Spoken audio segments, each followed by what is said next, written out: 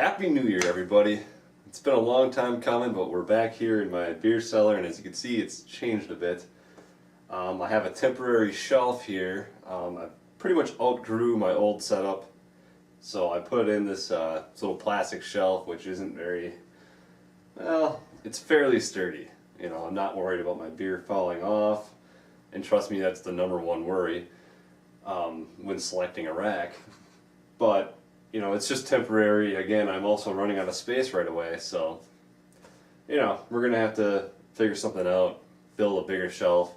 I'm not sure if it's gonna be under the staircase here, but wherever it's gonna be cool and dry, and that's where I'm gonna want to keep everything. Now, as you can see, there's only one of us here this time. Hartsky is back at his house preparing for a New Year's party. And I thought it'd be a good time to go through my beer rack and go through some of the beers that we're going to be consuming this evening for the big New Year's party. Let's go through the new additions to the beer cellar. One of the newest additions is Life and Limb 2. It's a collaboration from Sierra Nevada and Dogfish Head. Luckily, it was distributed by Sierra Nevada, so I could actually buy it in Wisconsin. But the Dogfish Head does come through quite a bit, because to me it just tastes like a strong Indian brown, which is fantastic. And I'm excited to see what happens to that one in a couple of years. Next up is the Barley Wine 2011, the Y2K Barley Wine from Central Waters. Very rare beer apparently right now, which is kind of surprising considering that they also rely on this beer for the bourbon barrel aged barley wine. So hopefully that's not quite as rare. Hopefully they made this more rare for a reason. But we'll see. We'll see. That one comes out, I think it comes out in January. I could be wrong, but yeah, no, I haven't had this one yet. You know, I'm looking forward to it. I have a 4-pack coming to me, so we'll be trying a couple of those shortly. Next, you have the conclusion to the Bourbon Barrel series from Central Waters this year, and this is the Bourbon Barrel Stout 2011. I'm very excited to have more this year than the 2010 that I had, but I still have one bottle in the cellar here, but it wasn't available in quantity at any of the liquor stores I shop at, so I only have a couple of those, and luckily I had 2 4-packs of these. So we'll be having a couple of those tonight, and I have 4 in the cellar here that we'll be drinking throughout the years. Now we get to kind of some oddballs, and the organization is kind of lacking on this part of the rack, mostly because it's all new stuff, and also because there's no good way to organize everything. The rack itself is just too small, so hence the expansion plans for the future. But this is the Criminally Bad Elf, and it's a barley wine imported from the UK. I've never had it before. I've never seen it before, so I'm looking forward to trying this in about a year or so. But this is one of those things where I got as a Christmas present. It was a white elephant Christmas, so you steal the gifts, or you pick a new one from the tree. And this one I saw somebody had beer, so I stole it. Especially if it's beer I haven't had before. So I stole it, and this is one of the beers that came in that package, so looking forward to that one. Next was also a Christmas present. This one was actually given directly to me on purpose. It's called the Griffin's Bow Oaked Blonde Barley Wine. And Sam Adams, lots of respect to them. I think that it's going to be a good one. I haven't had it yet, but we're going to have one tonight for the New Year's bash, and also sometime in the future. So we're just kind of, seeing how things age, see how they pan out. And in back here we have another Samuel Adams Chocolate Bock. Not a beer I would normally age, but it is a lager, and I want to see what's going to happen to it. Mainly I want to see what's going to happen to the chocolate flavors. How much is that chocolate going to drop out, and what's going to take its place. So, going to age it, see what happens. It's one of those things where it's not a traditional aging beer, but your curiosity kind of drives it. So,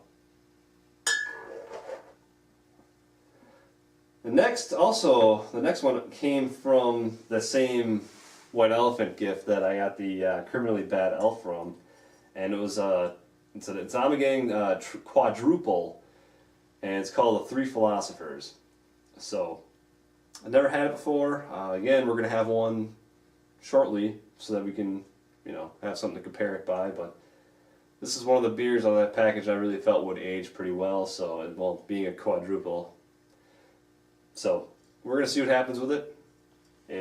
I'm assuming it's gonna be good. So and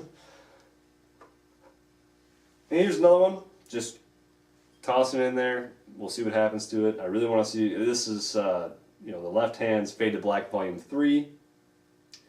We're just gonna see what happens with this one. Maybe the pepper will drop out completely as it ages. Maybe it'll take over a bit. I don't know. We'll find out though. So that one I thought would be interesting. Another one I thought would be interesting would be the Breakfast Stout from Founders. Now, great beer. I just want to see what's going to happen to the chocolate and the coffee in it, and see how they kind of the flavors kind of mellow or what have you towards, you know, as it ages. You know, kind of a theme here, kind of a beer that I'm aging just for shits. This is the Pumpkin from Southern Tier. It's my favorite pumpkin beer right now anyways. And I just want to have a pumpkin beer in frickin' June. You know, I don't want to wait till September. I like my pumpkin beers, so I want to have them throughout the year. I don't want to just have it one time of the year. But I would agree with the argument, but doesn't that make it a little bit more special? Like, yeah, it kind of does, but it's also kind of special when you pull one off of your aging rack and can share it with people in the middle of the summer. So that's what we're gonna do. You know, we're gonna age this, see what happens to it, and drink it around May or June. So next up, we have the Creek Lambic. It says that it's made with Door County cherry juice, and this is from Sprecher Brewing Company in Glendale, Wisconsin. And it's also part of their 25th anniversary series. They have a whole 25th anniversary line that's kind of come out this year to celebrate. But it's funny because their 25th anniversary was last year, so I think that they just brewed it last year and have aged it to 2011. Now it's out. So I wasn't blown away by it when I had it. You know, I've had several lambics recently, and this is probably like this might be not towards the top of that list of favorites, but I want to see what happens to it as it ages, and being that it has Door County cherry juice in it, you know, it's kind of makes it a little more special and a little bit more Wisconsin-like. And for those that don't know much about Wisconsin, Door County is kind of off into the peninsula of Wisconsin. So basically, there's wineries up there. They're known for their cherries, and the cherries are really fantastic. Very much more of a sour cherry. So sour cherries, you can see how that would go with a lambic, and you know. So yeah, I'm interested to see what's going to happen with that one. And finally is actually a homebrew, and this is Brandon Lunt's Wookiee Barley Wine 2011, and you know, I'm excited about this one. I want to see what's going to happen to it in a couple of years. Right now, we had one I think maybe about a month ago, and it was fantastic. Like, it really improved as it aged. So I'm really excited to see what's going to happen to this one in a couple of years. And the funny thing about this is that I don't know if it's the bourbon oaked barley wine or if it's the regular Wookiee barley wine. So that'll be a little surprise too then, won't it? But the other interesting part about it is that these are corked bottles, and I'm not sure if this cork is going to hold up or how it's going to impact, you know, the beer itself. I think it'll be fine because there is still about, you know, that much cork inside the bottle here, so I think we'll be okay, but we'll find out in a couple years. So, but there you have it. That concludes the additions to the beer cellar. So that brings us to the beers of New Year's. Now, as you may recall, every year I like to pull beers off of this rack and share them with friends, you know, bring in the new year right with some good aged beer. And that's what we're going to do this year. In fact, I'm not even going to bother with champagne this year come midnight. I'm going to have myself a lambic. And, you know, this is, you know, probably the most widely available lambic out there, so I'm sure you you can find it in your area. But yeah, we're going to have this instead of having champagne this year. That brings us to the barley wines. This is the Bourbon Barrel Barley Wine 2011 from Central Waters.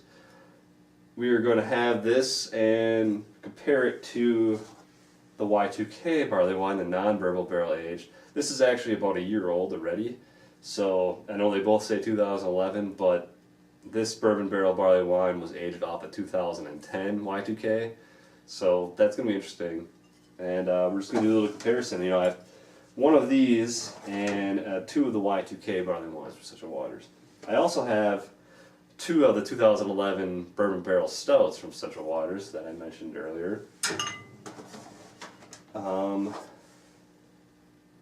I also have one of the, like I mentioned earlier, we're going to consume one of the quadruples from Amageg, the Three Philosophers. We're going to consume that this evening as well, just to get a basis for comparing the aged version. We are also going to consume a Palo Santo Moron, as I call it, from Dogfish Head. Yes, this is one of my few Dogfish Head beers remaining, and we're going to drink it tonight. Now we get to the bombers, and this one I mentioned in the previous video, the Self-Righteous Ale from Stone Brewing Company. This is a black IPA, and it's going to pain me to drink it just because I can't get it here. And but we're going to share it, and before it loses all the hoppiness. It's already aged about a year and a half, so much of that hoppiness may already be gone, but it's going to be interesting, see what happens to the beer, see what happens as that hoppiness kind of drops out. And speaking of hoppiness dropping out, it's Lagunitas Gnarly Wine. We talked about this in the previous episode as well. What happens to this beer after the hoppiness drops remains to be seen. The first time I had it, when it was aged, I wasn't too impressed. There wasn't a whole lot of character there. But it's aged even longer. This is an extra 6 months, so we'll see what has happened to it. See if the hoppiness is pretty much gone this time, or how it compares to the beer as we've had it throughout the year. And finally, we have Griffin's Bow. It is an oaked blonde barley wine from Samuel Adams. I got two of these bottles for Christmas. One of them is to be consumed now, and one of them is to be consumed in the future.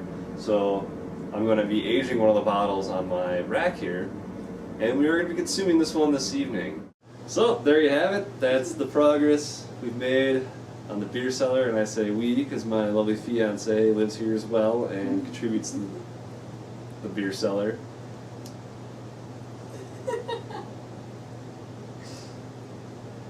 So until next year, cheers! Cheers!